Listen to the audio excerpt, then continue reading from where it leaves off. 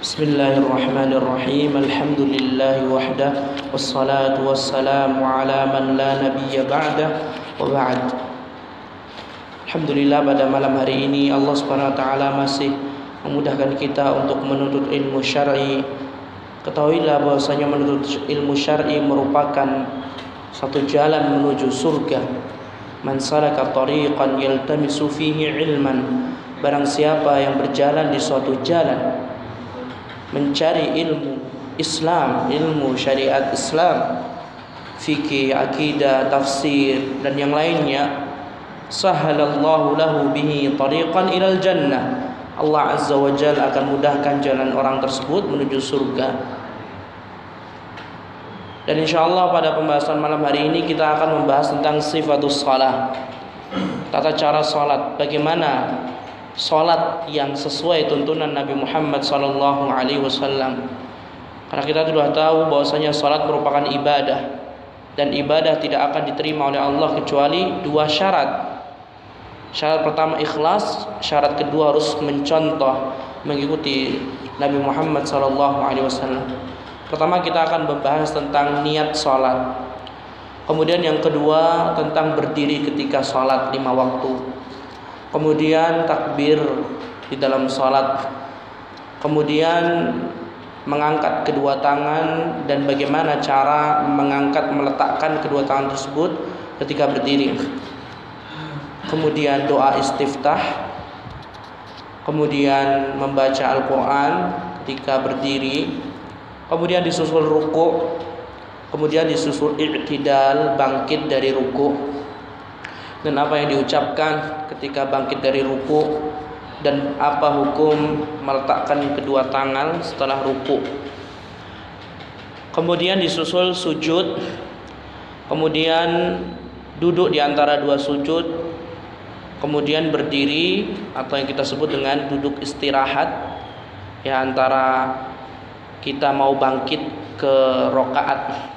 Setelahnya itu kadang kita melihat imam itu duduk atau saudara kita duduk sebentar, habis itu baru bangkit menuju rakaat berikutnya. Itu dalam bahasa Arab dengan jalsatul istirahah, duduk istirahat. Kemudian disusul dengan tasyahud dan bagaimana cara duduk tasyahud, baik tasyahud awal maupun tasyahud akhir. Kemudian sholawat Ibrahimiyah yang kita baca ketika tasyahud akhir, Allahumma sholli ala Muhammad dan seterusnya. Kemudian isyarah, ya, mengisyaratkan ketika sholat dengan telunjuk, ya, dan doa sebelum salam. Kemudian dibahas juga dua salam, assalamualaikum warahmatullah, assalamualaikum warahmatullah. Dan apa-apa hal-hal yang wanita itu berbeda cara sholatnya dengan laki-laki. Nanti akan dibahas perbedaan sholat laki-laki dan perempuan. Kemudian tumakninah. Tumakninah itu apa? Tumakninah itu lebih cenderung ke gerakan sholat. Kemudian khusyuk. Kalau khusyuk itu lebih cenderung ke dalam hati. Jadi setiap orang bisa melihat fulan itu sholatnya tumakninah apa enggak, ya. Tapi kita nggak bisa fulan itu sholatnya khusyuk atau tidak, karena khusyuk itu adanya di dalam hati. Kalau sholat orang yang tidak tumaninah, maka tidak diterima oleh Allah. Tidak apa-apa. Kemudian tertib, ya, tertib dalam sholat, ya. Apakah boleh hukumnya habis berdiri langsung sujud, nggak perlu rukuk? Nanti akan bahas. Kemudian wat'u sutrah bainal musalli wal qiblah, meletakkan pembatas atau sutrah, ya, antara orang yang sholat dengan Ka'bah atau kiblat. Ya, kalau misalkan bangunannya dibuang semuanya, kita sholat berdiri, ya, antara kita dengan Ka'bah nggak ada benda, bagaimana hukumnya nanti kita akan sebutkan insyaallah. Kemudian disusul sunnah-sunnah setelah sholat, dari zikir, kemudian doa-doa, dan bagaimana hukum menjaharkan, ya, zikir. Pertama kita akan bahas an-niyah, niat sholat. Jadi tidak sah sholat seorang kecuali dengan niat. Dan niat tempatnya di mana? Di hati. Tidak perlu diucapkan shallaitu khalfa imam usalli, usolli fardhu ini ya, tidak perlu ya, karena kita ini mau sholat menghadap siapa? Allah. Allah mengetahui hal yang nampak dan tidak nampak ya. Innahu ya'lamul jahra wa ma yakhfa wa nuyassiruka lil yusra ya. Innahu ya'lamu al-jahra wa ma yakhfa. Allah mengetahui yang nampak maupun yang tidak nampak. Ya, enggak perlu kita keraskan. Pernah juga kan kita bahas namanya niat itu dari kata apa? Nawa. Biji. Ya, namanya biji kurma itu adanya di mana? Di dalam, dibungkus dengan apa? Dagingnya. Sehingga sama, niat itu di dalam hati, tidak perlu ditampakkan, ya. Dan tidak ada hadis sahih yang menjelaskan atau yang menunjukkan bahwasanya Nabi sebelum salat mengatakan shallaitu ya raq'ata al-fajri lillah, tidak ada. Ya, jadi kemudian itu ya, yang pertama, tidak sah sholat seorang kecuali dengan niat. Sehingga kalau misalkan orang yang datang tiba-tiba cuma ikut-ikutan sholat, gak ada niat keinginan sholat, bagaimana? Tidak diterima. Jadi harus diperhatikan. Dan niat itu apa sih? Ya, jadi al-azm. Jadi kita ada tekad gitu kan. Nanti menunya apa? Ayam bakar. Ya kan? Kepengin makan ayam bakar. Apa perlu kita ngomong seluruh dunia, saya mau makan ayam bakar? Ngomong sama istri nggak perlu kan? Cukup kita yang tahu dan Allah Maha mengetahuinya. Nah, itu udah selesai bahasan tentang niat ya. Kemudian yang kedua, berdiri. Berdiri, apa hukum berdiri? Berdiri hukumnya wajib menurut kesepakatan ulama ya, bagi yang mampu. Kalau kita semuanya mampu berdiri, maka wajib berdiri di ketika sholat wajib ya.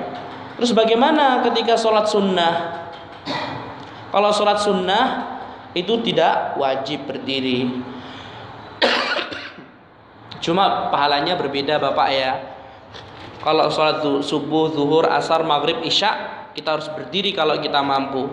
Tapi kalau mau sholat sunnah, selesai sholat isya, sholat sunnah 2 rakaat, atau sholat tahajud, atau sebelum subuh, sholat tahiyatul masjid di masjid ini, kalau jenengan capek, nggak perlu berdiri, nggak apa-apa, duduk, ya. Tapi pahalanya berbeda nanti. Jadi pahala orang yang berdiri penuh, pahala orang yang duduk setengah dari pahala yang berdiri. Kemudian batasan berdiri, ya. Batasan berdiri itu bagaimana? Ini sangat penting sekali, ya. Kalau misalkan kita tahu batasan berdiri dalam sholat, maka kita akan bisa menyelesaikan permasalahan-permasalahan. Batasan berdiri dalam sholat itu orang apa? Muntasiban mu'tadilan.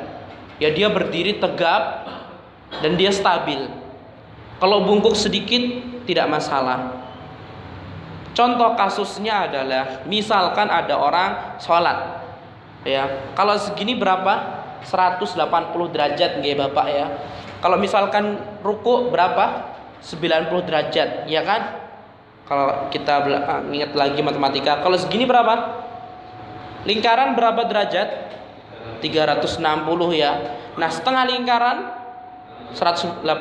Ketika seorang berdiri sholat menghadap kiblat 180 derajat, ini kewajibannya. Kalau misalkan dia bungkuk sedikit tidak apa-apa, nggak ada masalah ya. Tapi kalau misalkan dia bungkuknya sampai segini, hampir mau ruku, sah nggak sholatnya? Tidak sah. Jadi harus diulangin. Ini penting sekali ya.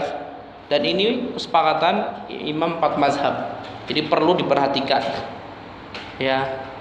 Kalau misalkan sudah tua gimana? Ya tidak apa-apa. Fattaqullaha mastata'tum. Ini kita berbicara orang yang masih muda, segar, nggak penyakit ya. Maka kewajiban mereka apa? Berdiri tegak. Harus lurus 180 derajat. Tidak boleh apa? Condong mengarah ke ruku.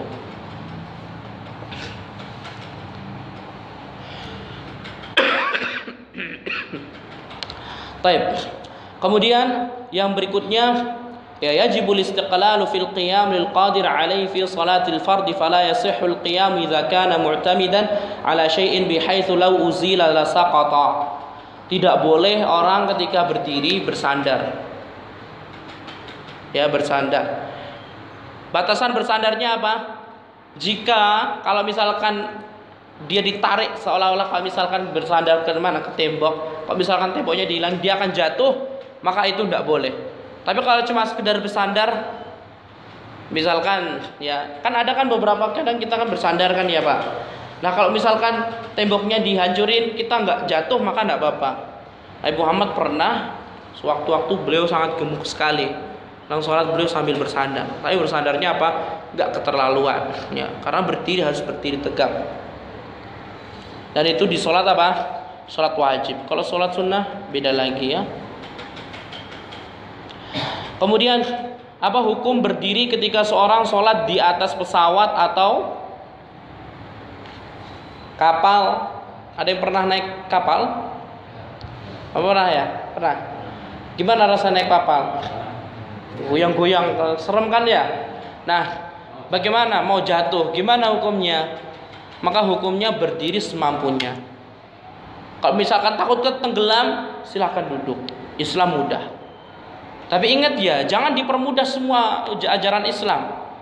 Ya, kita mengatakan dipermudah atau dimudahkan itu berdasarkan penjelasan para ulama. Nggak segampang itu ya. Kalau misalkan nanti Islam mudah, nanti kita menghalalkan anjing misalkan, anjing nggak ada di Al-Quran, halal dong anjing. Akhirnya apa? Sate jamu, ya kan? Sudah jelas ya. Nah, taib. Kemudian itu ya. Kemudian apa ketika kita berdiri, pandangan kita itu di mana Bapak? Ya, pandangan kita sunnahnya adalah tempat sujud. Ingat sunnah. Sunnah ya. Sunnah memberikan atau mengarahkan mata ke tempat sujud. Kalau misalkan kadang kita lihat, saya sering sekali gak di masyarakat, gak di santri. Dan itu kita bisa saksikan ketika kita imam. Selesai imam, astagfirullah, astagfirullah, astagfirullah, Allahumma antas salam, minkas salam, tabarakatuh, al-jalal wal ikram. Balik putar. Oh, kadang ada makmum yang lihat. Nah, itu ya. Itu bagaimana hukumnya? Meninggalkan sunnah. Sunnahnya ini apa? Tempat sujud. Sudah tempat sujud. Kalau misalkan ini, apakah sholatnya batal? Sholatnya tidak batal. Misalkan, alhamdulillahirabbil alamin arrahmanir rahim maliki yaumiddin. Ya, sholatnya batal tidak apa-apa? Tidak batal. Karena dia meninggalkan sunnah saja. Ini pentingnya kita mengetahui hukumnya. Ini sunnah, ini wajib, ini makruh, ini haram. Kenapa? Nanti ketika kita bingung, saya tadi melakukan ini, nanti hukumnya gimana ya? Nah itu ya. Makanya tolong dicatat. Sudah selesai berdiri. Pembahasan berdiri sudah selesai. Niat berdiri. Kemudian berikutnya takbir ketika sholat. Kita sudah jelaskan sebelumnya pengertian sholat itu apa? Ibadatun zatu aqwalin wa af'alin makhsusah. Suatu ibadah yang memiliki apa? Ucapan atau perbuatan yang khusus. Muftatahatin bit takbir, dimulai dengan takbiratul ihram. Sekarang kita akan bahas tentang takbir. Yang pertama, hukum takbiratul ihram. Ketika seorang sholat, maka dia ada yang namanya takbiratul ihram. Takbiratul ihram itu cuma satu saja, yaitu apa? Ketika pertama kali takbiratul ihram. Namanya apa? Takbiratul ihram. Apa artinya takbiratul ihram? Yang mengharamkan semuanya. Jadi sebelum sholat kita boleh bercanda, sebelum sholat kita boleh ngobrol, sebelum sholat kita boleh makan, minum dan yang lainnya. Ketika kita udah takbir Allahu Akbar, sudah semuanya diharamkan, gak boleh sama sekali. Ya, itu maksudnya dari takbiratul ihram. Jadi takbiratul ihram termasuk rukun salat. Kalau misalkan kita salat tidak pakai takbiratul ihram, maka tidak sah. Kalau lupa tidak sah. Namanya rukun itu kalau misalkan lupa atau sengaja tetap gak sah, harus diulangi salatnya. Kemudian syarat sahnya takbiratul ihram bagaimana ini? Ya, yang pertama adalah la yajuzu taqaddumun niyyah ala takbiratul ihram bi zamanin tawil. niat sholat itu tidak boleh terlalu panjang sebelum takbiratul ihram. Maksudnya apa? Setiap seorang mau sholat Allahu Akbar, itu kita harus berniat mau sholat Allahu Akbar. Kita cuma sekedar mengangkat tangan itu sudah dianggap niat oleh para ulama. Bisa difahamin? Kalau misalkan ya sholatnya jam 12 lebih 10 menit. Nah, dia jam 11 dia niat sholat. Ketika dia ngucapin takbiratul ihram dia tidak niat, maka sah tidak? Tidak sah. Jadi harus apa? Adanya muqaranah. Harus bersamaan antara niat dengan ucapan takbiratul ihram. Ya, nggak usah dipikirin. Biasanya kita udah ini cuma teori saja. Prakteknya bapak-bapak semuanya sudah ngikutin takbiratul ihram. Ya jadi nggak perlu ditanya sholat saya gimana, sah insya Allah ya. Cuma kita jelaskan. Jadi sebelum kita takbiratul ihram itu harus adanya niat. Ya, misalkan lagi lari kencang sampai di masjid apa lupa nggak niat gimana, langsung Allahu Akbar, tidak sah. Ya, walaupun jenengan lari-lari ngejar qomat, ketika udah sampai di shaf ya udah niatkan mau sholat Allahu Akbar, sah sholatnya. Jadi tidak boleh adanya jeda apa terlalu lama. Kalau sedikit tidak apa-apa. Bagaimana mengakhirkan niat? Takbiratul ihram dulu habis itu niat. Juga tidak boleh. Kayak kasusnya apa? Orang yang lari-lari tadi. Lari-lari mengge-mengge sampai di masjid apa? Allahu Akbar. Setelah itu baru niat saya mau sholat deh. Maka tidak sah sholatnya. Jadi takbiratul ihram sama niat itu harus setara, kayak keril kereta api gitu nggih. Baik. Kemudian mendatangkan takbiratul ihram apakah harus berdiri Bapak? Harus berdiri ketika sholat wajib. Sholat 5 waktu harus berdiri. Ya, kecuali orang yang tidak mampu. Kalau sholat sunnah enggak apa-apa. Terus bagaimana lafaz takbiratul ihram? Allahu Akbar. Dan ini pendapat yang kuat. Sebagian ulama berpendapat boleh selain takbiratul ihram, tapi yang maknanya sama.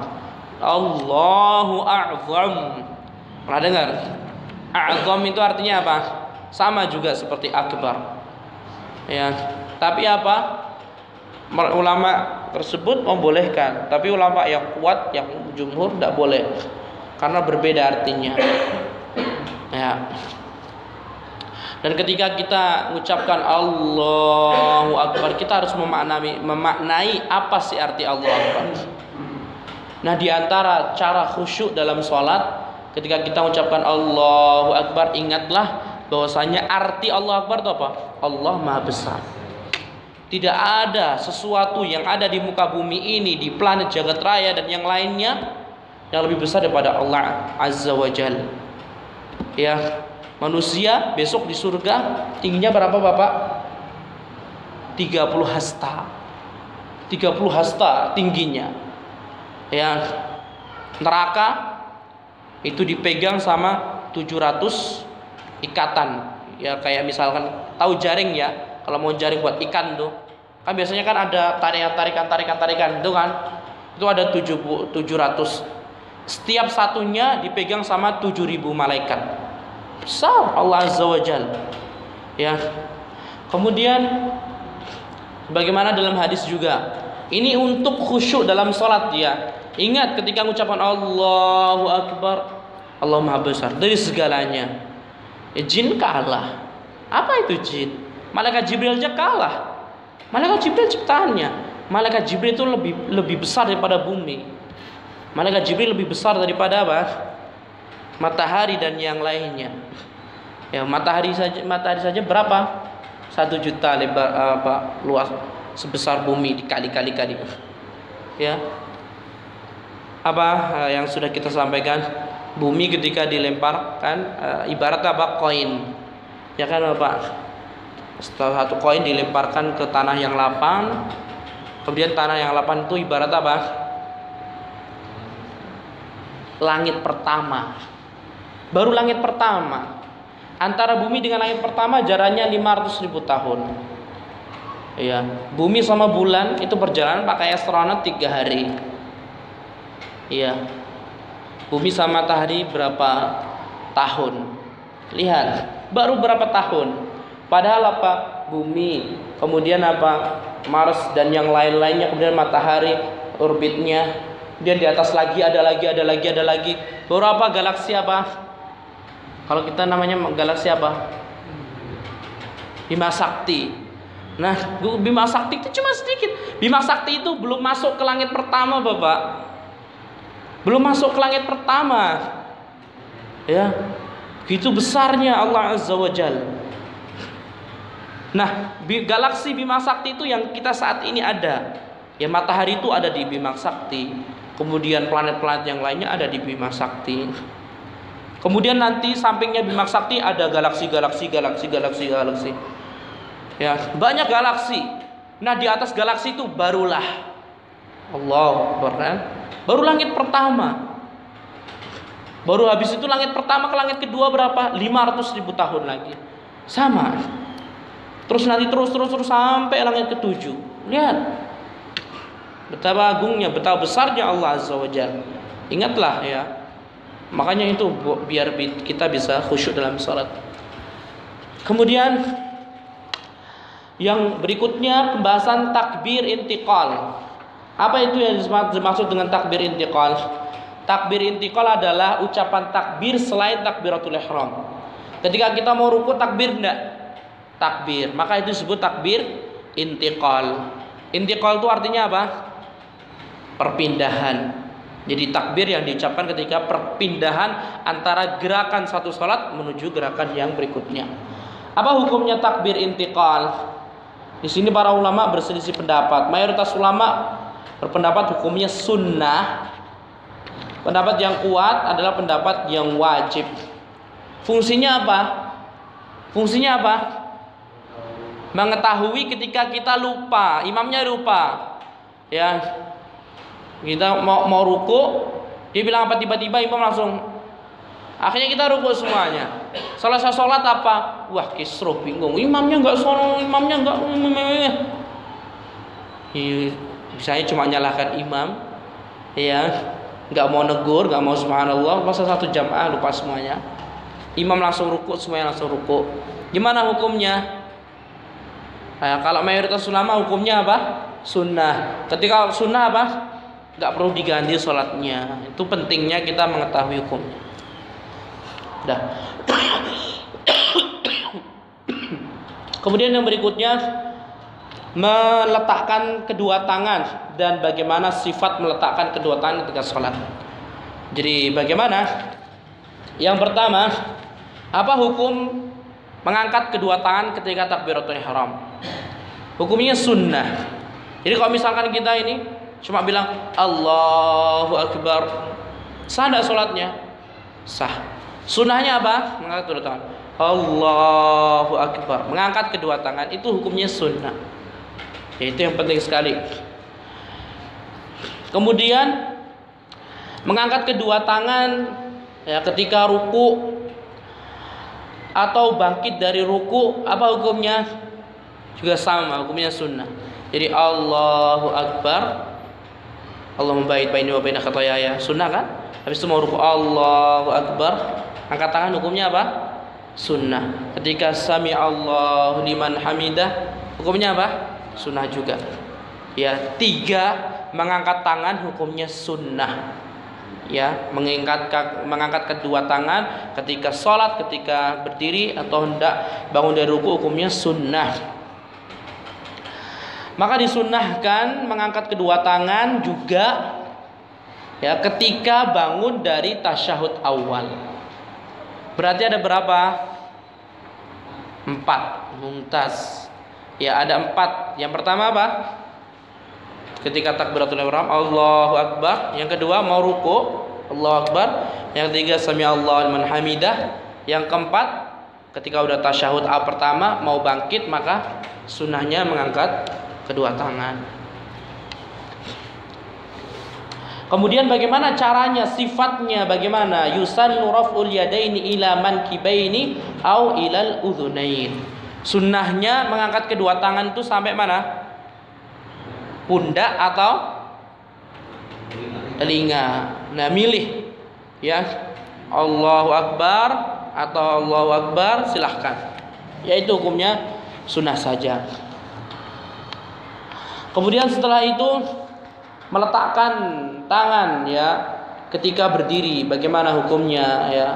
Di sini posisinya bagaimana? Kata beliau, al-musalli mukhayyarun. Seorang yang salat itu memilih, terserah. Fayad'uhu ma'ala as-sadri au fawqa as-surrati tahta as-sadri ya, au tahta as-surrati. Wal amru fi dzalika wasi'.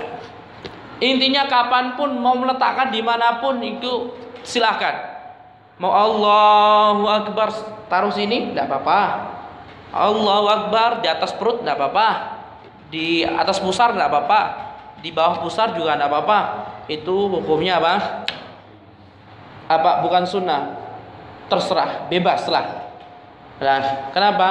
Kalau mengangkat kedua tangan, meletakkan kedua tangan hukumnya sunnah kok. Ya kan Bapak? Meletakkan kedua tangan di atas dada itu hukumnya sunnah, bukan wajib. Kalaupun kita sholat seperti ini sah. Kalau misalkan kita melihat ada saudara kita yang sholatnya tangannya di atas pusar kayak gini, kok kita apa? Tiba-tiba marah-marah, kamu sholatnya gak sunnah, kamu. Ya itu beda lagi.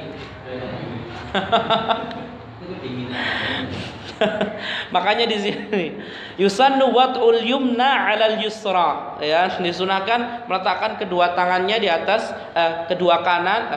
tangan kanan di atas tangan kiri ketika berdiri pada semua rakaat salat. Jadi memang sunahnya seperti ini. Ya mau seperti ini tidak apa-apa, mau seperti ini tidak apa-apa. Tapi kalau seperti ini wallahu alam.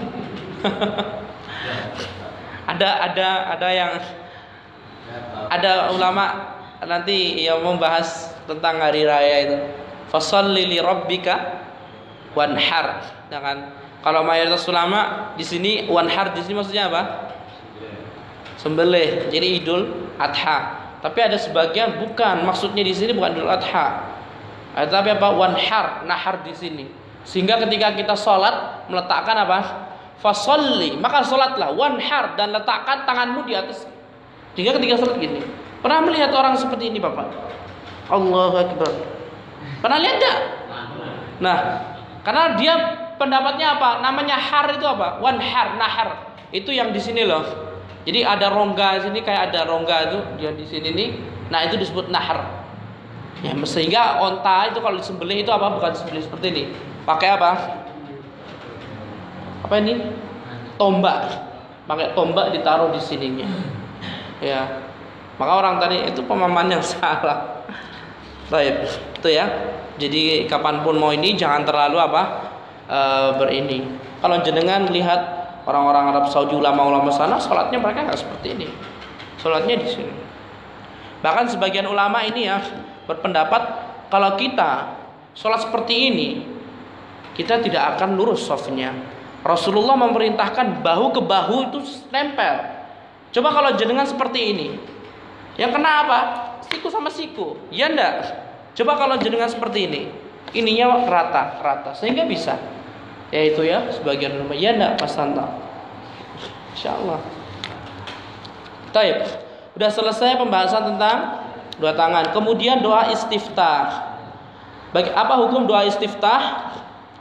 Doa istiftah hukumnya sunnah. Kalau misalkan ada imam yang Allahu Akbar langsung alhamdulillahirabbil alamin, enggak usah disalah-salahkan. Yang jelas hukum istiftah hukumnya sunnah. Kemudian bacaan-bacaan istiftah jenengan hafal ya, di antaranya apa? Allahumma ba'id baini wa baina khataayaya kama ba'adta bainal masyriq wal maghrib. Itu yang pertama. Kemudian yang kedua, alhamdulillah hamdan katsiran thayyiban mubarakan fih. Ini yang sering saya baca. Jadi mungkin Bapak baca yang pertama tadi agak panjang. Ya kalau saya baca yang pendek ini. Nanti ada ulama berbeda pendapat sih, tapi saya lebih menguatkan yang ini, yang pendek ini. Jadi bacanya sedikit. Tapi kita nggak apa-apa kalau mau pakai yang lainnya. Kalau jenengan pakai yang panjang silahkan. Kan yang imam saya. Jadi saya yang pendek saja. Nah, Baru habis itu ini. Kemudian yang kedua, yang ketiga bacaan sunnahnya apa? Allahu Akbar kabira, alhamdulillahi katsira, wa subhanallahi bukratan wa asila, la ilaha illallah. Nanti takbiran lagi. Nah, itu kalau misalkan ini bisa baca iftitah pakai itu. Atau yang lainnya, subhanakallahumma wihamdik wa tabarakasmuk wa ta'ala jadduk wa la ilaha ghairuk. Itu juga. Intinya apa? Doa istiftah hukumnya sunnah. Mana yang jenengan pakai silahkan. Mana yang paling afdol ya? Yang paling afdol untuk doa iftitah yang ada contohnya dari Nabi Muhammad SAW. Semuanya ada dalilnya. Ya, sunnahnya kita pakai di apa namanya? Di selang-seling gitu ya. Kadang kita doa alhamdulillahi hamdan katsiran thayyiban mubarakan fihdah, atau kadang ya Allahu akbar kabira walhamdulillahi katsira, Allahu akbar kabira walhamdulillahi katsira wa subhanallahi bukratan wa asila, atau yang lainnya subhanakallahumma bihamdik wa ta'ala wa tabarakasmuk wa ta'ala jadduk wa la ilaha ghairuk. Jadi silahkan. Kemudian setelah itu apa? Membaca Al-Fatihah. Kemudian yang berikutnya adalah membaca surat. Ya, yang pertama surat yang dibaca adalah Al-Fatihah. Bagaimana hukum membaca Al-Fatihah? Ya, membaca Al-Fatihah merupakan rukun bagi orang yang sholat sendirian dan imam. Ya, rukun sholat. Rukun sholat hukumnya apa? Wajib didatangkan. Kalau lupa atau sengaja maka tidak sah sholatnya, harus diulangi. Tadi rukun sholat yang sudah kita ini apa? Berdiri. Yang kedua takbiratul ihram. Yang ketiga ini ya membaca Al-Fatihah. Kemudian apa hukum membaca Al-Fatihah bagi makmum ketika sholat jahriyah? Sholat yang imam membaca, seperti sholat subuh, maghrib, terus isya, sholat Jumat. Nah, ya kan? Sholat-sholat yang imam itu membaca Al-Fatihah bagaimana? Apakah makmum membaca juga? Di sini disebutkan tidak wajib. Jangan dengarkan saja. Ya, dengarkan bacaan imam. Alal ma'mum an yastami'a li qiraati imamihi fi ma zada 'alal Fatihah. Kemudian para ulama sepakat makmum itu harus mendengarkan bacaan imam setelah imam selesai baca Al-Fatihah. Jadi kalau misalkan saya baca surat Qul Huwallahu Ahad, jenengan nggak boleh baca selain itu. Jadi jenengan ya cuma membaca Al-Fatihah saja. Nah, kalau misalkan kayak misalkan sholat isya, ya rakaat pertama, rakaat kedua saya baca Al-Fatihah, jenengan nggak perlu baca, tidak apa-apa. Ya, kalau jenengan mau baca silahkan. Tapi bagi yang membaca surat Al-Fatihah, ketika saya sudah amin, saya baca surat, maka tidak boleh apa? Baca surat lain. Ya, dan itu sepakat para ulama. Semua ulama tidak membolehkan. Ketika Al-Quran sudah dibaca harus diam semuanya. Ya, tidak ada yang boleh. Rasulullah pernah imamnya sholat subuh, ada belakangnya baca Sabbihisma rabbikal a'la. Setelah itu apa? Nabi Muhammad kasih tahu, siapa tadi yang baca? Kamu sudah mengganggu sholat saya. Kemudian apa? Nabi Muhammad ketika imam membaca maka semuanya diam kecuali bacaan Al-Fatihah. Ya. Kemudian itu ya.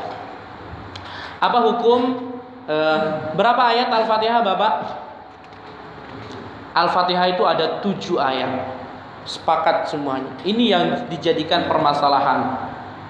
Nah, 7 ayat itu apa? Kan kita sudah wajib kan? Kita sepakat semuanya. Apa hukum baca Al-Fatihah? Wajib, ya kan? Kemudian berapa ayat Al-Fatihah? 7. Ya, ada di Al-Qur'an Allah Subhanahu wa taala sebutkan. Ya 7 ayat. Al-Fatihah itu 7 ayat. Cuma para ulama berbeda pendapat. Bismillah itu masuk ke Al-Fatihah enggak?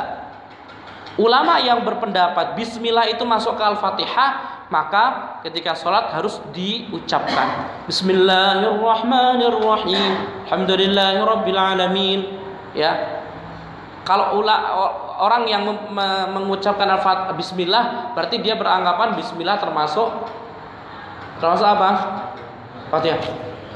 Kalau yang kita baca biasanya Alhamdulillahirabbil alamin, Arrahmanirrahim, Maliki yaumiddin, Iyyaka na'budu wa iyyaka nasta'in, Ihdinas siratal mustaqim, siratal ladzina an'amta 'alaihim, ghairil maghdubi 'alaihim waladdallin.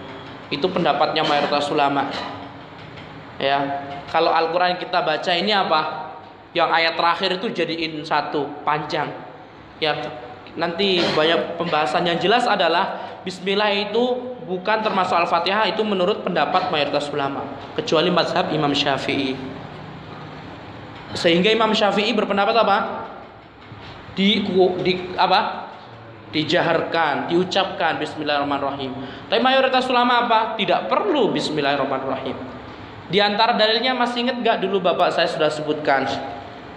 Jadi aku itu kata Allah Azza wa Jalla, aku membagi sholat antara saya dengan hambaku dua bagian. Ya kan, ketika hambaku mengucapkan alhamdulillahirabbil alamin, Allah mengatakan hamidani abdi, hambaku telah memujiku. Ya kan? Di sini para ulama menjelaskan, tuh lihat tuh. Allah mengatakan apa? Alhamdulillahirabbil alamin. Pertama yang diucapkan apa? Alhamdulillah. Maka bismillah enggak perlu. Dia tidak termasuk Al-Fatihah. Itu yang pertama ya. Kemudian yang kedua pernah saya sebutkan kan, bahwasanya apa? Anas bin Malik, pembantunya Nabi Muhammad 10 tahun. Ya 10 tahun ya. Beliau mengatakan saya sholat di belakang Abu Bakar. Saya sholat di belakang Nabi Muhammad, kemudian Abu Bakar, Umar, Utsman, Ali. Semuanya nggak ada yang membaca Bismillahirrahmanirrahim. Ya, kemudian yang ketiga, kalau kita perhatikan Al-Quran itu semuanya rapi. Coba perhatikan surat Ar-Rahman. Apa ada Ar-Rahman yang ayatnya panjang sekali? Tidak ada. Stabil gitu loh, bisa dipahamin kan? Kalau misalkan satu ayatnya 10 cm, nanti 10 cm, 10 cm, 10 cm, 10 cm. Nah itu ya diantara tarjihnya. Coba, kalau misalkan kita baca Alhamdulillahirabbil alamin, pendek kan? Ar-Rahmanir Rahim, pendek. Maliki yaumiddin, pendek. Iyyaka na'budu wa iyyaka nasta'in, pendek, ya kan? Kemudian ihdinas siratal mustaqim, pendek. Nah, kalau misalkan kita Bismillah kita masukkan, berarti ayat yang terakhir panjang. Siratal ladzina an'amta 'alaihim ghairil maghdubi 'alaihim waladdallin, capek. Bisa dipahamin Bapak? Nah, makanya pendapat mayoritas ulama Bismillah bukan Al-Fatihah, sehingga tidak perlu mengucapkan Bismillah. Tapi para ulama mereka sepakat ya Bismillah itu apa? Termasuk ayat Al-Quran. Jadi lafaz Bismillahirrahmanirrahim itu ayat Al-Quran, penggalan dari ayat Al-Quran. Jadi di sini pendapatnya disunnahkan baca Bismillah itu ketika apa? Sir. Jadi nggak perlu dikeraskan, baik sebelum Al-Fatihah maupun sebelum surat. Jadi nggak perlu dikencengkan. Nah, barang siapa yang meninggalkan tartib membaca surat Al-Fatihah atau mengganti huruf dengan huruf yang lainnya, padahal orang tersebut apa? Mampu, atau dia kesalahan yang merubah makna, maka tidak sah sholatnya. Bacanya juga tidak sah sholatnya. Kalau cuma membaca, kalau ada perubahan harokat dan tidak berubah arti, maka Syekh bin Baz membolehkan. Contohnya Alhamdulillahirabbil alamin Ar-Rahmanir apa Nar-Rahim. Nir kan? Kasrah kan? Atau Syekh bin Baz, kalau jenengan fathah atau dhammah itu enggak berubah artinya, maka enggak apa-apa. Bisa difahami? Yang tidak boleh itu ketika berubah harokat kemudian berubah artinya, seperti iyyaka kita ganti iyyaki, itu berubah artinya. Yang ki itu untuk perempuan, yang ka itu untuk laki-laki. Dan Allah itu domirnya laki-laki, ya. Atau yang lainnya siratal ladzina an'amta. Nah, kalau kita ganti dengan ti maka salah. Maka memang benar-benar harus mencari imam yang baca Al-Fatihahnya bagus, ya, tidak berubah arti. Kalau misalkan kita nggak bacaan imamnya salah harokatnya kemudian berubah artinya, maka semuanya bisa tidak sah, sholatnya harus diulangi semuanya. Kemudian yang berikutnya, ya, tasihhu sholatu man abdala dhad bidhat.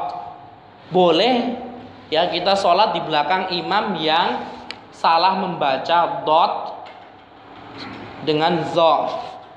Ya, contohnya apa?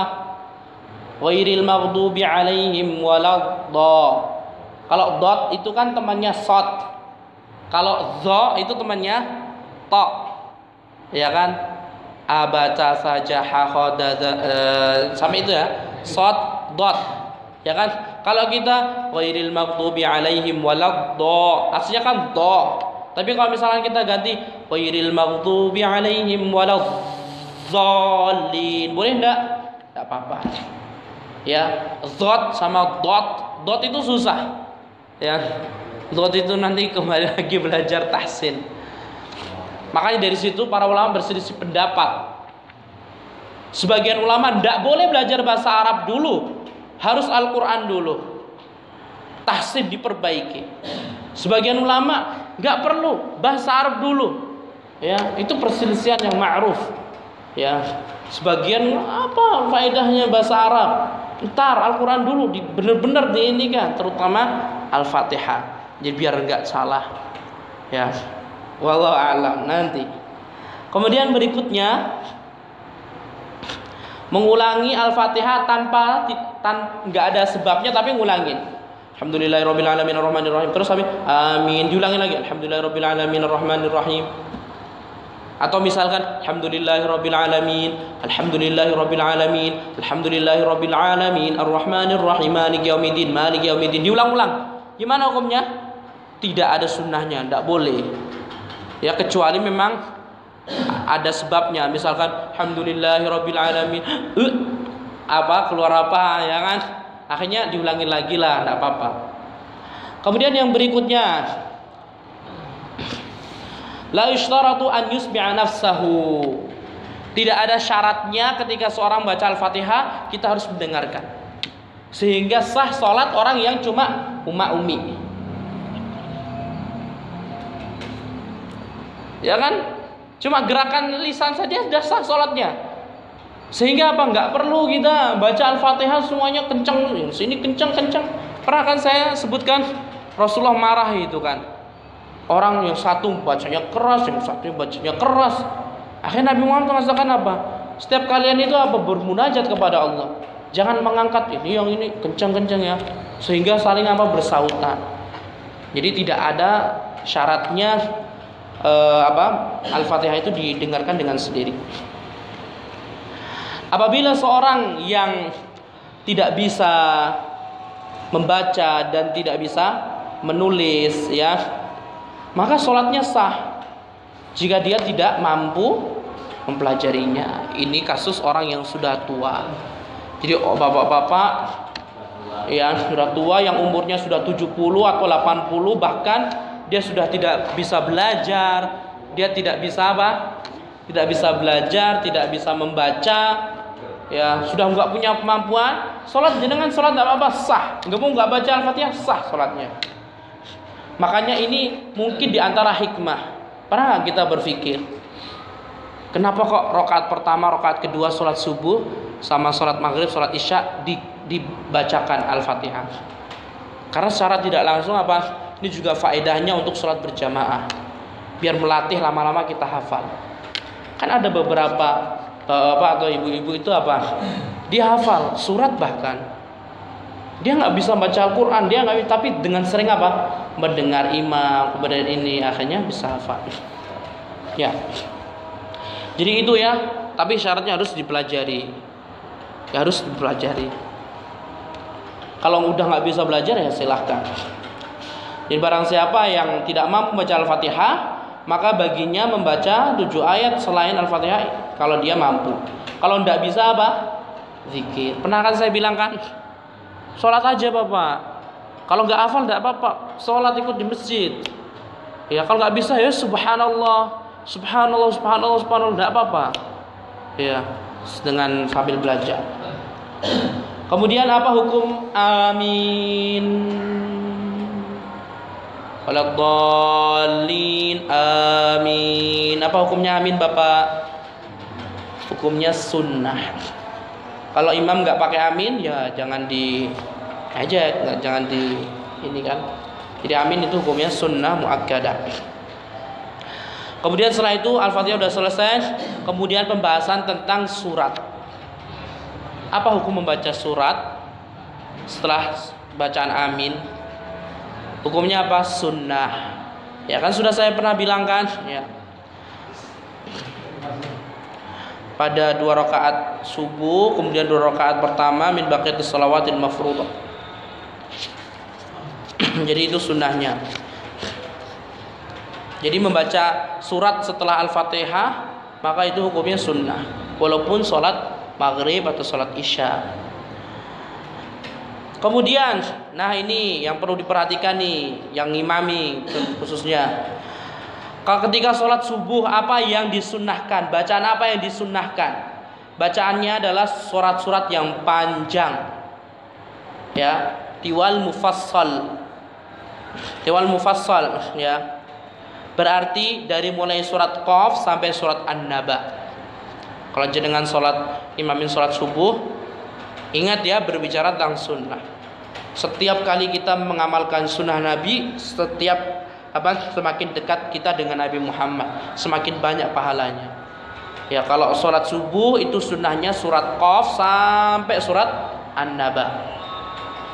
Bagaimana hukum kunut subuh? Kunut subuh tidak ada sunnahnya. Sini ada kunut subuh enggak? Alhamdulillah enggak ada kunut subuh. Kemudian ketika sholat zuhur, nah, gimana Bapak sholat zuhur? Kalau sholat zuhur, para ulama berselisih pendapat. Ada yang berpendapat ya suratnya panjang-panjang, ada yang berpendapat suratnya pendek saja, pertengahan lah. Tapi pendapat yang kuat sholat zuhur itu sunnahnya itu pertengahan, yaitu dari mulai surat An-Naba sampai Ad-Duha. Ya, kalau jenengan ngimamin sholat zuhur, baca dari mulai An-Naba, milih dari An-Naba sampai Ad-Duha. Kemudian sholat asar, kalau sholat asar juga sama, ya, surat An-Naba sampai Ad-Duha wal laili idza saja. Kalau sholat maghrib, sunnahnya pendek. Dari mana? Dari mulai surat Ad-Duha sampai surat An-Nas. Wadduha wal laili idza saja itu sunnahnya ya. Jadi ketika sholat maghrib sunnahnya apa? Wadduha wal laili idza saja atau sampai surat An-Nas itu sunnahnya. Kalau sholat isya pertengahan. Surat apa? Pertengahan tadi dari mulai mana? An-Naba sampai Ad-Duha, ya, pertengahan.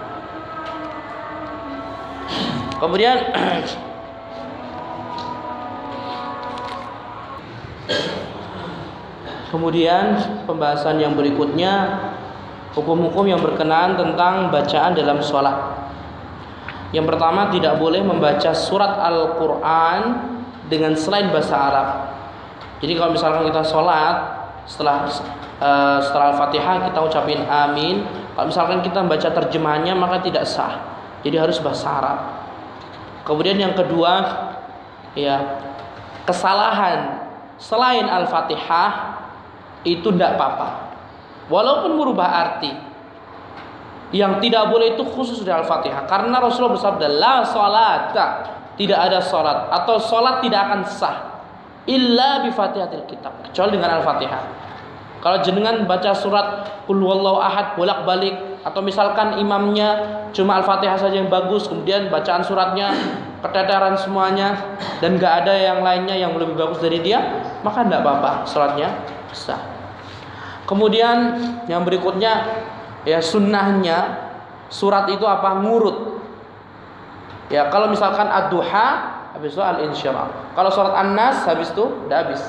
Qul huwallah habis itu Qul a'udzu birabbil falaq. Ya, ngurut itu sunnahnya.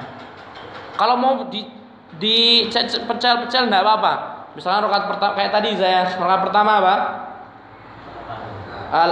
Ad-Duha. Rakaat kedua tadi apa? Qul huwallahu ahad. Nah, gitu ya. Ya, sunnahnya apa? Urut. Yaitu sunnahnya urut. Kemudian tidak boleh ayat-ayat Al-Qur'an diloncat-loncat atau surat dibalik, ya. Misalkan ayat Al-Fatihah Qul huwallahu ahad, Allahus samad, lam yalid wa lam yulad wa lam yakul lahu kufuwan ahad. Kalau misalkan dibalik, lam yalid wa lam yulad wa lam yakul lahu kufuwan ahad, atau diajak maka tidak boleh, bahkan bisa berdosa. Ya. Kemudian imam itu sunnahnya ketika sholat subuh, kemudian 2 rakaat pertama sholat maghrib dan isya itu dikeraskan bacaannya. Adapun makmum itu dilirihkan bacaannya. Untuk sholat orang yang sendirian, orang yang sholat sendirian ketika dia sholat subuh, maghrib atau isya, ya, sholat sendirian, apakah dia perlu mengangkat suaranya? Apakah tidak? Ya, di sini terdapat perselisihan ulama ya. Kalau Syekh bin Baz berpendapat sunnah. Ya, kalau Syekh Utsaimin silahkan. Ini paham enggak Bapak? Jadi permasalahan ini kalau misalkan kita mau sholat sendiri atau telat, atau ibu istri kita di rumah sholat yang dikeraskan gitu loh ya, seperti subuh, maghrib sama isya itu kan bacaannya dikeraskan. Apakah perlu diangkat juga suaranya? Nah di sini sebagian ulama tidak apa-apa, sunnah. Sebagian yang lain apa? Mukhayyar. Kemudian hukum membaca a'udzubillahi minasyaitonirrajim, hukumnya sunnah. Hukum membaca bismillahirrahmanirrahim sunnah. Hukum baca al-fatihah wajib, rukun. Hukum membaca amin sunnah. Hukum membaca surat biasa sunnah. Sudah dipahamin tuh ya. Kemudian setelah itu ruku. Nah ruku itu juga hukumnya rukun. Rukun pertama berdiri, yang kedua al-fatihah, yang kedua takbiratul ihram, yang ketiga al-fatihah, yang keempat ruku. Ruku termasuk rukun. Kalau kita sholat sengaja atau tidak sengaja nggak ruku, maka diulangin sholatnya. Kemudian wajibnya ruku itu kapan?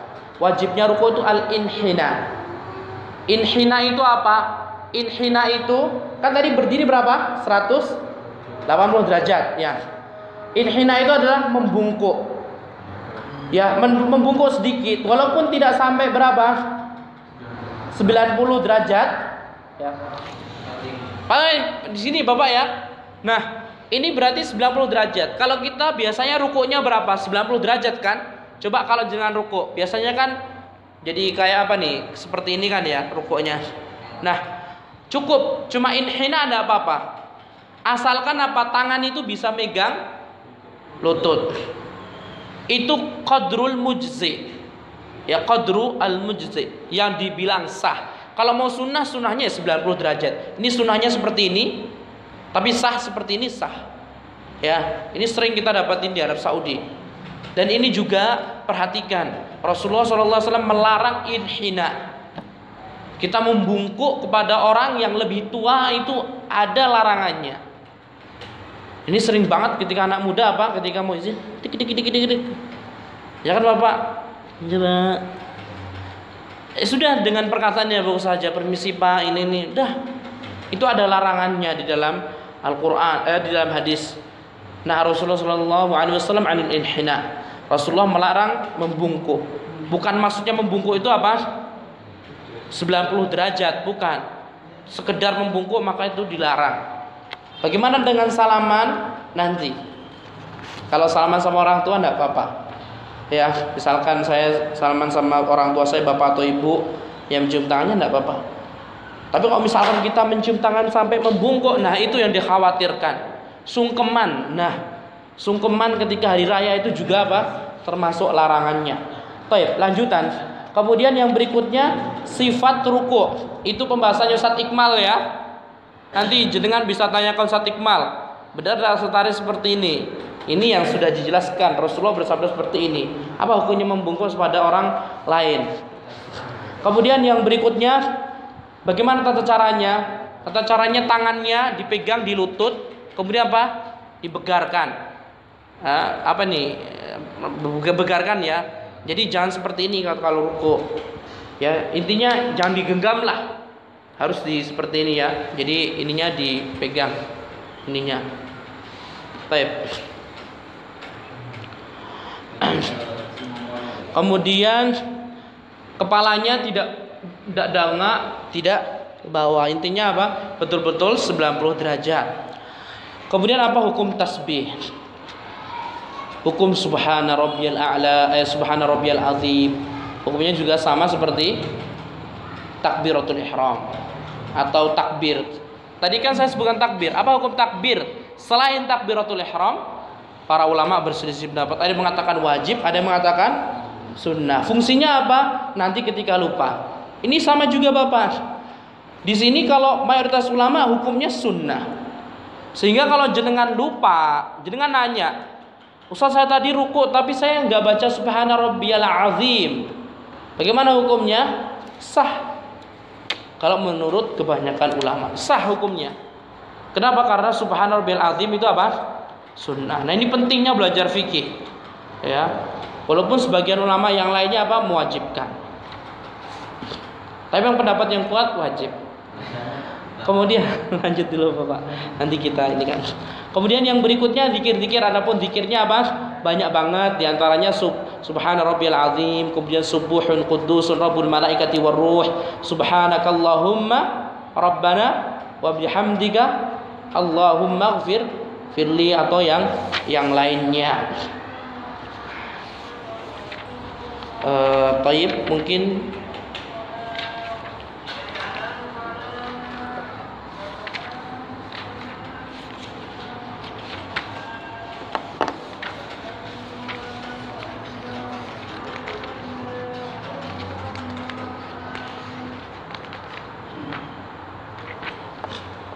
dikit lagi Bapak ya, satu muka lagi lah.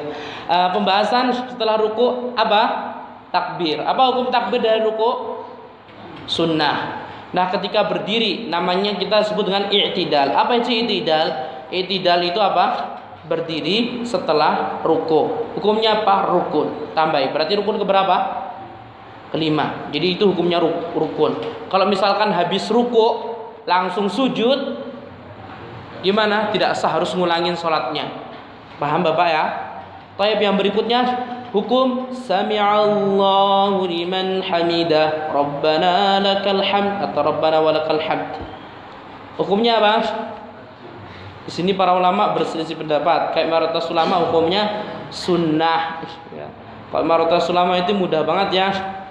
Kalau misalkan jenengan ngimami kemudian lupa, tidak apa-apa. Namanya aja sunnah. Jadi apa? Ucapan sami'allahu liman hamidah sama rabbana walakal hamd itu hukumnya sunnah. Kalau jenengan sholat zuhur nggak ngucapin, maka tidak apa-apa. Ini sebenarnya kalau kita mau ngambil pendapat mayoritas ulama enak sekali, kita nggak berdosa. Tapi kalau kita mau mengambil pendapatnya ulama-ulama seperti mazhab Hambali dan kemudian yang dikuatkan Syekh bin Baz, Utsaimin dan Syalbani, berdosa. Ya, ini sering banget kalau misalkan kita sholat zuhur atau sholat asar, kan imam kan nggak baca, ya cuma sami'allahu liman hamidah. Karena kita nggak, pikirannya dibawa setan kemana, sehingga apa? Kalau kita ngikutin pendapat ulama yang kedua, sholat itu nggak sah, ngulangin. Iya, Hambali. Kalau Imam Syafi'i sah Bapak ya. Kemudian yang dilakukan seorang yang sholat sendiri itu mengumpulkan dua. Jadi kalau imam dan sholat yang sendiri, maka ucapin sami'allahu liman hamidah rabbana walakal hamdu. Bagaimana dengan imam? Imam juga sama. Kemudian kalau makmum gimana? Kalau makmum gimana? Coba kalau jenengan Bapak biasanya gimana? Kalau imamnya bilang sami'allahu liman hamidah, jenengan ikut sami'allahu liman hamidah apa enggak?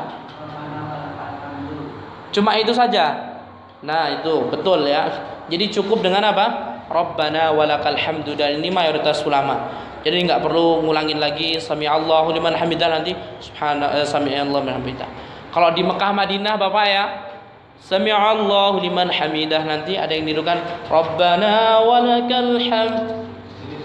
Sini juga ada. Ya, nanti kita bahas ya bagaimana hukumnya makmum ngikutin Rabbana lakal hamd. Baik. Kemudian bacaannya gimana? Bacaannya Rabbana lakal hamdu, atau boleh Rabbana wa lakal hamdu, atau Allahumma Rabbana lakal hamdu, atau Allahumma Rabbana wa lakal hamdu. Nah, adapun ya setelah Rabbana wakal hamdu tadi kan ada bacaan doa-doa panjang sekali Bapak. Nah, itu hukumnya sunnah. Ya Rabbana walakal hamdu hamdan katsiran thayyiban mubarakan fih. Itu juga ada juga bacaan yang lainnya, Allahumma Rabbana lakal hamdu mil as-samawati wa mil al-ardi wa mil ma syi'ta min syai'in ba'du, atau yang lainnya. Kemudian setelah itu yang perlu diperhatikan, berdiri ketika habis ruku. Ya, berdiri ketika habis ruku itu sunnahnya panjang. Ya. Kayak jadi sunnahnya panjang. Kalau pendek enggak apa-apa. Misalkan imamnya sami'allahu liman hamidah rabbana walakal hamdu, dah langsung sujud enggak apa-apa. Tapi kalau mau ngambil sunnahnya panjang. Jadi sami'allahu doanya dipanjangin semuanya. Baik. Kemudian yang terakhir, bagaimana hukumnya sami'allahu liman hamidah. Nah, sedekap lagi Bapak. Jenengan sedekap enggak? Jenengan Bapak? Boten Bapak. Mas Hari? Antum? Mas Momo? Tidak ada yang sedekap. Di sini para ulama berselisih pendapat, ya. Pendapat pertama itu hukumnya sunnah, dan ini pendapat yang dikuatkan Syekh bin Baz dan Syekh Ibnu Utsaimin. Kemudian yang kedua pendapatnya Syekh Albani, tidak sunnah, bahkan bid'ah kata beliau, kencang sekali. Tapi ulama Hambali itu apa? Terserah mau apa? Mau meletakkan karena pegangan tangan tidak apa-apa, sedekap tidak apa-apa. Yang perlu disedekap tadi sunnahnya apa? Kanan dan kiri. Nah, kalau saya itu ngikutin yang pertama Bapak. Rasulullah SAW di dalam hadis yang sahih riwayat Imam Bukhari, sahabat Sahal bin Sa'ad As-Sa'idi, beliau pernah mengatakan, kanan nas yu'maruna an yad'a yadahul yumna ala yadihil yusra fis shalah. Para sahabat mereka diperintahkan sama Nabi ketika sholat itu apa? Meletakkan tangan kanan dan tangan kirinya di ketika berdiri, ketika sholat. Pertanyaannya, kalau selain berdiri, ya, kapan lagi kita bersedekap? Tidak ada sunnahnya bersedekap kecuali berdiri. Nah, sehingga apa? Setelah ruku itu apa? Bersedekap. Dalam hadis yang lainnya, ketika seorang bangun dari ruku, maka tulang-tulangnya, ini yang jadi perselisihan ini ya. Jadi ada ulama yang nggak boleh ini. Jadi ada Nabi Muhammad bersabda, ketika sudah selesai ruku, maka tulang-tulang kembali pada posisi awal. Di sini berbagai penafsiran. Ada yang mengatakan kembali kepada tulang-tulang biasanya, ya bersedekah biasa. Ya, seperti saya ini bersedekah biasa. Tapi kalau misalkan ulama yang lainnya kembali kepada tulang-tulang yang ini, ya tidak bersedekah, ya seperti ini. Nah, bagaimana hukumnya? Silahkan. Intinya adalah semuanya ada dalilnya. Saya ada dalilnya, Bapak ada dalilnya, ulama ini ada dalilnya, ulama itu ada dalilnya. Yang dilarang adalah menyalah-nyalahkan. Ya. Besok ketika di hari akhirat, apa kata Allah? Tsumma ilaihi marji'ukum fayunabbiukum bima kuntum takhtalifun. Kepada Allah kalian akan dikembalikan, kepada Allah kalian akan dihukumi, dan Allah akan memberitahukan kebenaran. Yang benar seperti ini, yang salah seperti ini. Itu ya, wallahu taala alam, wabillahi taufiq. Wassallallahu ala nabiyyina Muhammad wa ala alihi wa sahbihi wa sallama tasliman katsira.